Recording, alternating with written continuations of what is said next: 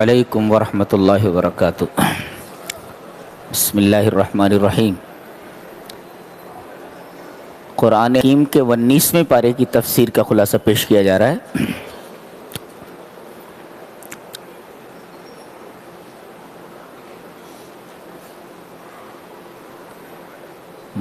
کفار مکہ اور مشرکین مکہ کے ایک احمقانہ اعتراض کا جواب دیا جا رہا ہے۔ اعتراض یہ ہے کہ بھئی محمد ہی پر فرشتے کیوں نازل ہوتے ہیں صلی اللہ علیہ وسلم، ہمارے اوپر فرشتے نازل کیوں نہیں ہوتے؟ یہ اعتراض۔ اللہ یہ فرما رہا ہے فرشتوں کو دیکھنے کی بڑی جلدی پڑی ہوئی ہے، فرشتوں کو دیکھنے کی بڑی جلدی پڑی ہوئی ہے۔ ایک دن دیکھو گے، لیکن جب دیکھو گے تو بولو گے قریب مت آنا، دور دور۔ وقال الذين لا يرجون لقاءنا لولا انزل علينا الملائكة او نرى ربنا لقد استكبروا في انفسهم واتوا عتوا كبيرا يوم يرون الملائكة لا بشرى يومئذ للمجرمين۔ جس دن یہ دیکھیں گے فرشتوں کو، اس دن ان کے لیے کوئی خوشی کی بات نہیں ہوگی،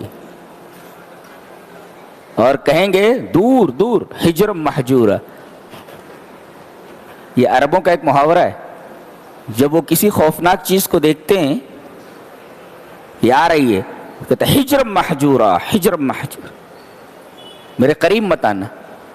تو ابھی تو فرشتوں کو دیکھنے کی بڑی جلدی پڑی ہوئی ہے، اور جب یہ نظر آئیں گے تو تم لوگوں کے لیے کوئی اچھا دن نہیں ہوگا، یہ سب ساری ہیکڑی ہوا ہو جائے گی۔ اس کے بعد ایک بڑی پیاری بات کہی جا رہی ہے، اور اللہ کی ہر بات پیاری ہے۔ کہا جا رہا ہے کہ جتنے بھی کام تم کرتے ہو، جتنے بھی اعمال تم سر انجام دیتے ہو، اگر ان اعمال کے پیچھے رضائے الہی مقصود نہیں ہے تو ایسے تمام عملوں کو قیامت کے دن ہباء منصورہ کر دیا جائے گا۔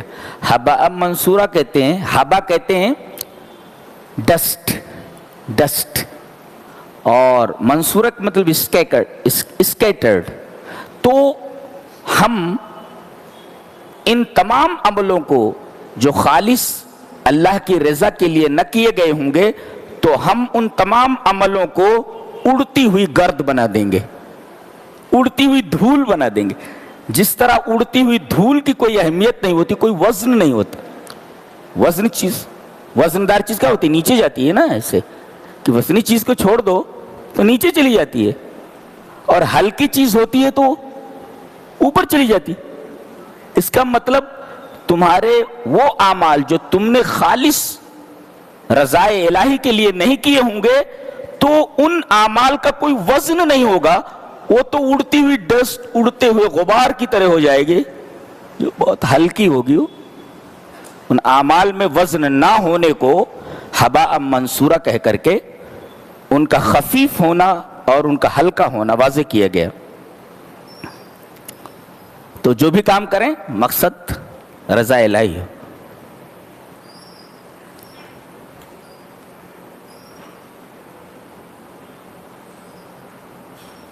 اصحاب الجنت یومئذ خیر مستقرا واحسن مقیلا۔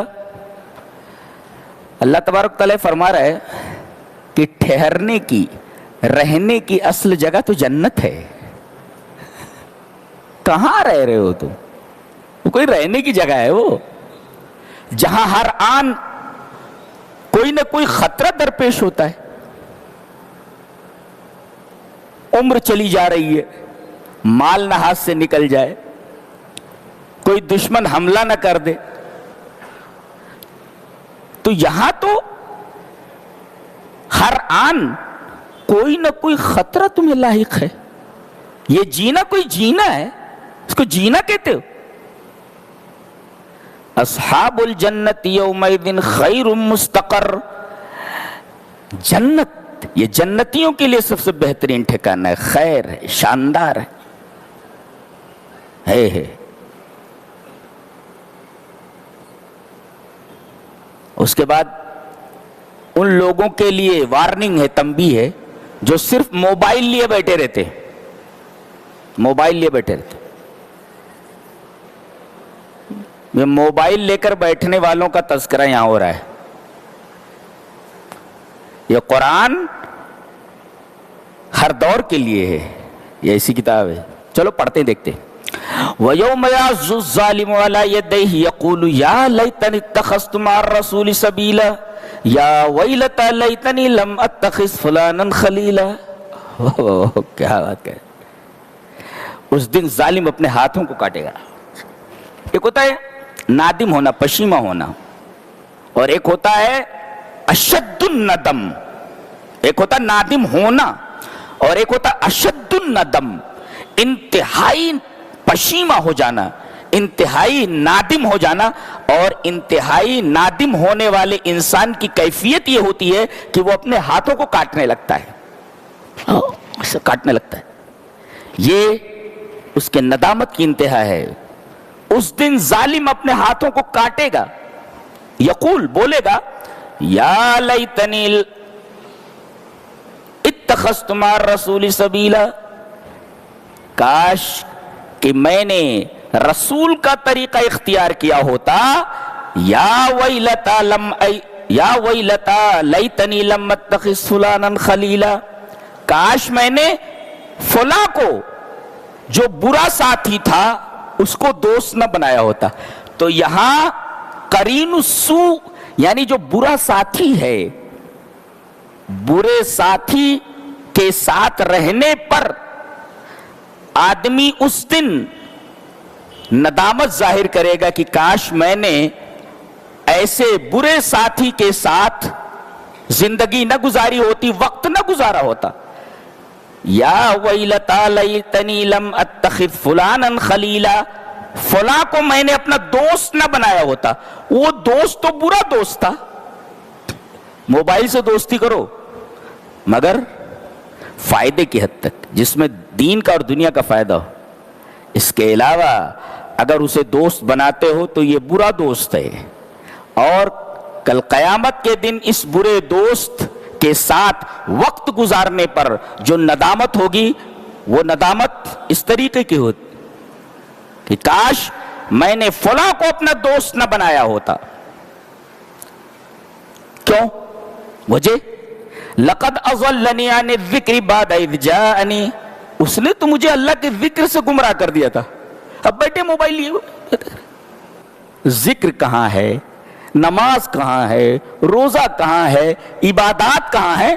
اس برے ساتھی نے تو ساری چیزوں سے بھٹکا دیا۔ لقد اضلنی عن الذکر، اگر یہ موبائل یہ اللہ کے ذکر سے آپ کو گمراہ کر دے تو سمجھو یہ برا ساتھی ہے، قرین السوء ہے، اور اس برے ساتھی کے ساتھ رہنے پر آپ کو قیامت کے دن اشد الندم ہوگا، یعنی آپ اپنے ہاتھوں کو کاٹیں گے کہ کاش ایسے برے ساتھی کے ساتھ ہم نے وقت نہ گزارا ہوتا جس نے ہمیں ذکر سے بھٹکا دیا۔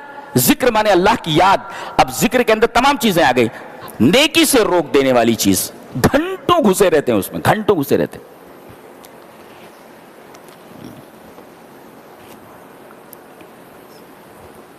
اس کے بعد فرمایا گیا وقال الرسول یا رب ان قوم اتخذوا هذا القرآن مہجورا۔ اس آیت کریمہ پر ٹھہر کر ایک نقطہ ذہن نشین کر لیں۔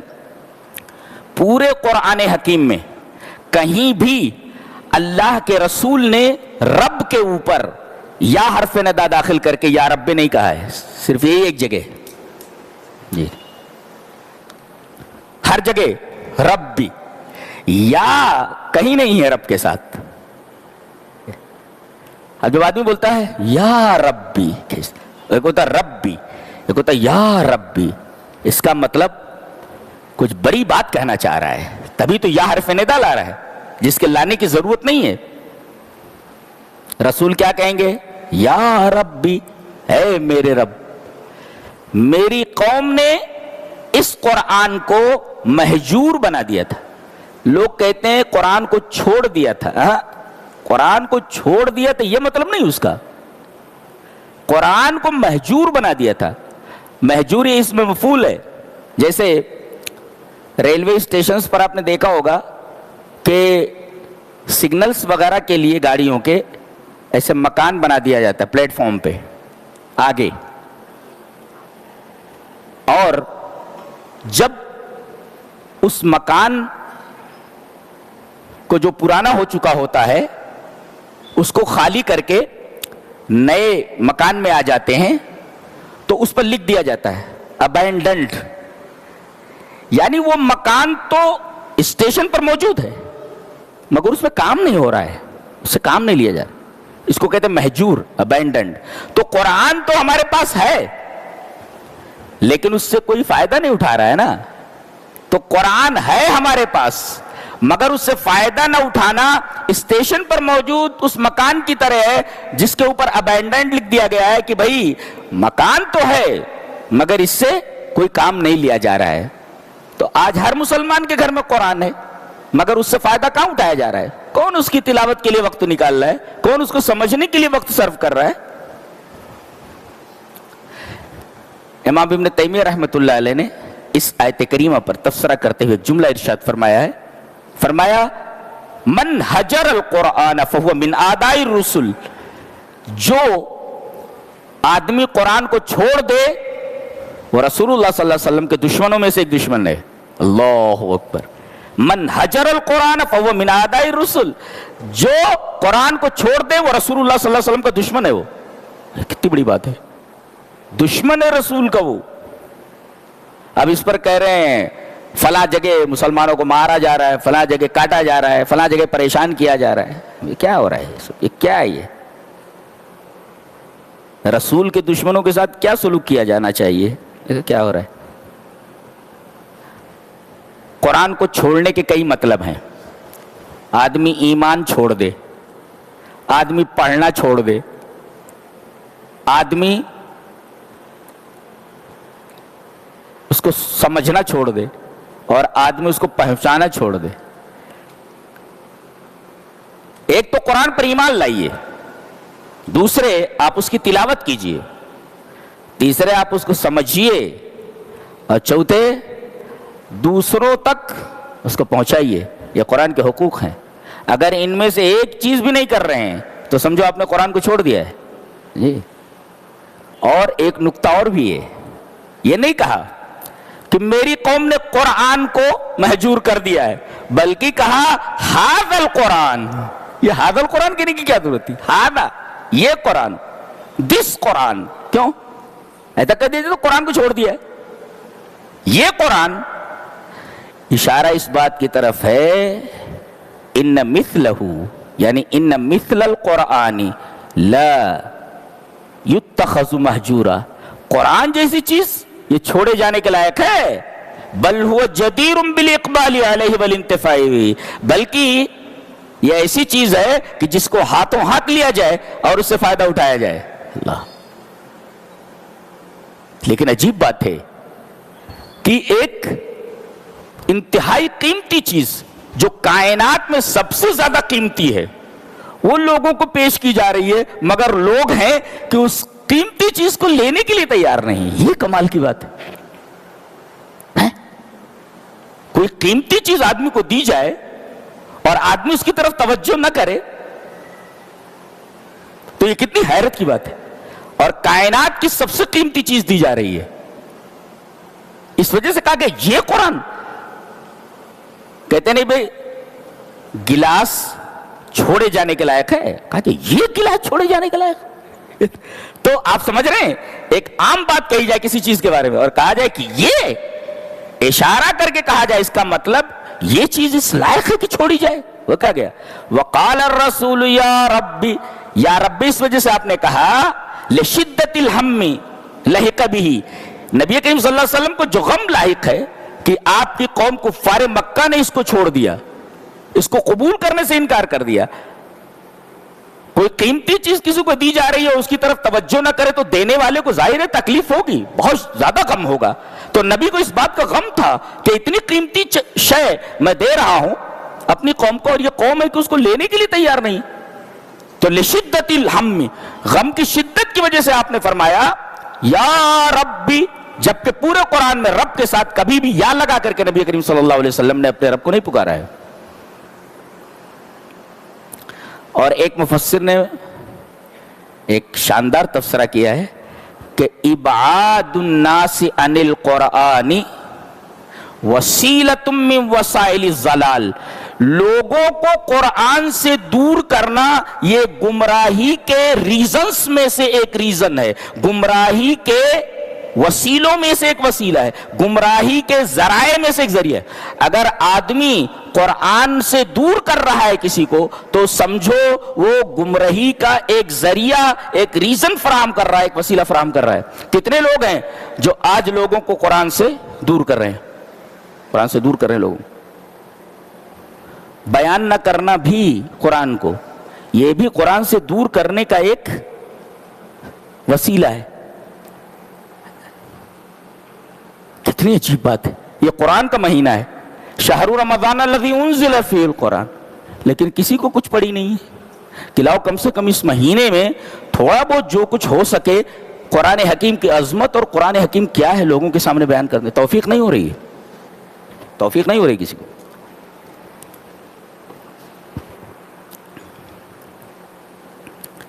فرمایا گیا یہ قرآن جو نازل ہوا ہے اس کا ایک مقصد اور بھی ہے. کیا؟ لِنُثَبِّتَ بِهِ فُؤَادَكَ، تاکہ قرآن کے ذریعے ہم تمہارا دل مضبوط کر دیں. ایک مفسر لکھتا ہے فِي الْقَلْبِ اِسْتِرَابٌ لَا يُثَبِّتُهُ إِلَّا الْقُرْآنُ، دل اگر بے قرار ہو، دل اگر بے چین ہو تو اس کو سکون و اطمینان دینے والی چیز ایک ہی ہے، قرآن حکیم ہے. جی، دل اگر بے چین ہو، دل اگر بے قرار ہو تو اس کی بے چینی کو دور کرنے والی چیز، اس کی بے قراری کو دور کرنے والی ایک ہی چیز ہے، الا القرآن، سوائے قرآن کی کوئی چیز نہیں ہے. فی القلب اضطراب لا یثبتہ الا القرآن، تمہاری بے قراری کو، تمہارے دل کی بے چینی کو ایک ہی چیز رفع کر سکتی ہے، وہ قرآن ہے. لہذا دل جب گھبرائے ہے، جب سر چکرائے اور دل گھبرائے تو دل گھبرائے تو گولی لینے کی ضرورت نہیں، اور سر چکرائے تو کوئی تیل لگانے کی ضرورت نہیں. تیل کا پرچار کرتے ہیں، گولی کا پرچار کرتے ہیں. انسان اپنی انسانیت کی سطح سے کتنا گر چکا ہے. جب دل گھبرائے تو کیا کیا جائے؟ قرآن کو آغوش میں لے لیا جائے، سینے سے لگا لیا جائے، اسے پڑھا جائے.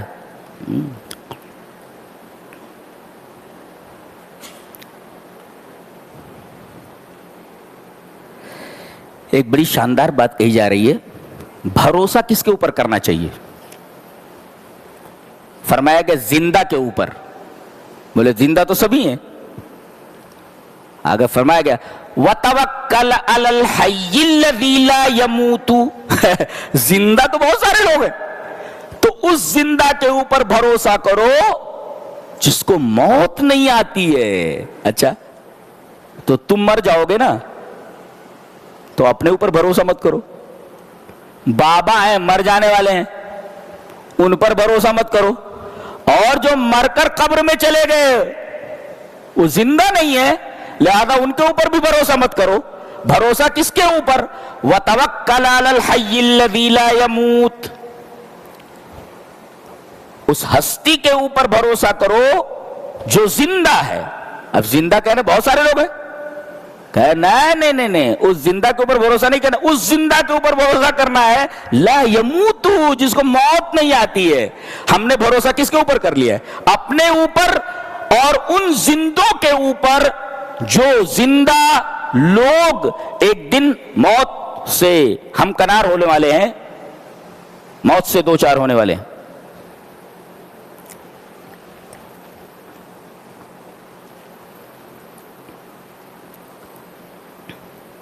اس کے بعد عباد الرحمن کی صفات بیان کی جا رہی ہیں، اللہ کے بندے. اور ابن عاشور ایک مفسر ہیں، انہوں نے 11 صفتیں بتائی ہیں کہ یہاں 11 صفتیں عباد الرحمن کی ذکر کی گئی ہیں.